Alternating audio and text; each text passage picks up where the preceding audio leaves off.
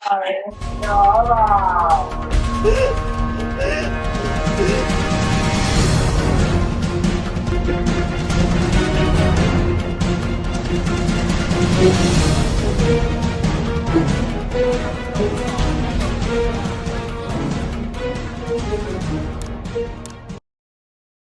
！It's all covered in today's China Truths.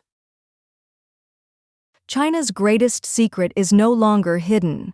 Nearly 700 million people are standing on the edge of survival, not because of war, not because of famine, but because work, income, and hope are collapsing at the same time. The so-called economic miracle is now showing its cracks, and what we see is a society on the verge of breakdown, silent factories, abandoned housing projects, and a middle class vanishing before our eyes. This is not a random headline.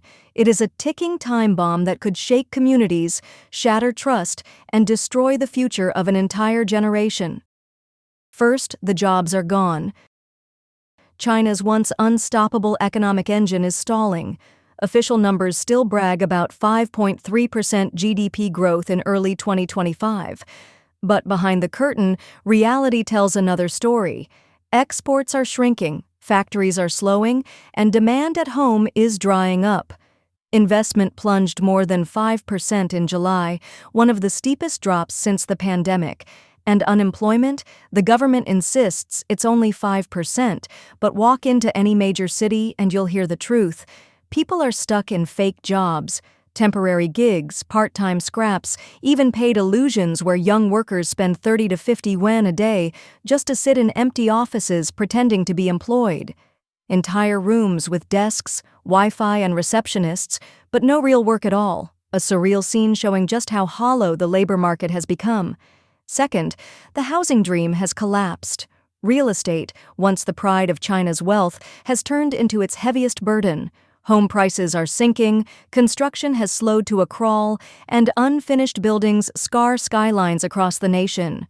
Over 400 million square meters of unsold apartments sit gathering dust, while another 440 million remain stuck in limbo. Millions of families are chained to mortgages for homes that may never be finished, trapped in debt with no way out. And when real estate falls, everything else falls with it. Construction jobs vanish, sales of furniture and appliances crash, consumer spending dries up. Even local governments are drowning in debt as land sales collapse. Without a miracle, the property crisis could weigh down the entire economy for decades. Finally, the youth, China's so-called hope, see no future. For years, parents pushed their children to chase degrees, believing education would guarantee a good life. But today, even top graduates face closed doors. Official youth unemployment is said to be 15%, yet the true number is likely far higher. Many have stopped looking altogether. Instead, they join the quiet rebellion known as lying flat, doing the bare minimum, abandoning the race for promotions, property, or prestige. These are not slackers. They are the wasted potential of a whole generation. Highly educated, but trapped in knowledge poverty, stuck with degrees but no real opportunities. This is more than unemployment. It is a psychological collapse, a loss of faith in the very system that once promised them everything. And when a nation's youth no longer believe in tomorrow, the crisis is no longer just economic. It cuts into the soul of the country itself. Number 4, the invisible backbone, migrant workers left behind. Behind China's glittering skylines, a hidden tragedy is unfolding. Millions of rural migrants, the very workers who once powered the country's factories and construction sites, are now being pushed to the margins. They built the cities, but as the slowdown deepens, they are the first to be discarded. Jobs vanish, wages go unpaid, and legal protection is almost non-existent. China counts nearly 300 million migrant laborers, yet less than 5% have unemployment insurance. Pension and medical coverage? Practically out of reach. With no contracts, no unions, and no leverage, many are reduced to begging for salaries they earned months ago but never received. Their fight is not just about money, it's about survival. When income stops, families cut back on the most basic need: food, Meat disappears from the table. Dinners shrink to bowls of rice and vegetables. For children and the elderly, this slow erosion of nutrition is devastating. It's not famine in the old sense, but it's a quiet hunger, a loss of dignity served meal by meal. The government talks about retraining programs, about helping migrants move into service jobs, but the road from the village to a stable urban life is blocked by barriers that policy slogans can't clear. Without genuine reform, China risks freezing millions into a permanent underclass, indispensable to the economy, yet locked out of its rewards. Number 5. The inequality trap, when trust breaks. While workers count coins, a tiny elite is living in luxury. The divide has never been sharper. The richest 1% now controls a massive share of the nation's wealth, while the majority watches their wages stagnate and their costs skyrocket. Food, rent, education, healthcare, everything is climbing, except income. China's inequality index, the Gini coefficient, sits near 0.47, a red zone that signals social danger. Across cities and villages, frustration is boiling. People are asking bitter questions. Why did we sacrifice our youth? Why did we work ourselves to the bone, only to end up with nothing but anxiety? Even the wealthy sense the shift. Flashy luxury cars are driven less. Showy weddings disappear from social media. The rich are hiding, aware of the silent resentment growing below. This isn't just a wealth gap anymore, it's a trust gap. And when people no longer believe the system is fair, they disengage from work, from ambition, from society itself. A nation where the majority feels locked out of opportunity doesn't just face unrest, it faces collapse from within. Number 6. The government response. Too little? Too late? Faced with a crumbling economy, Beijing has rolled out wave after wave of rescue plans, billions in subsidies for small businesses, training programs promising to retrain 30 million workers by 2027, incentives to hire young graduates, new spending on infrastructure projects. But here's the truth. Results on the ground remain bleak. Business owners complain the subsidies are stuck in red tape.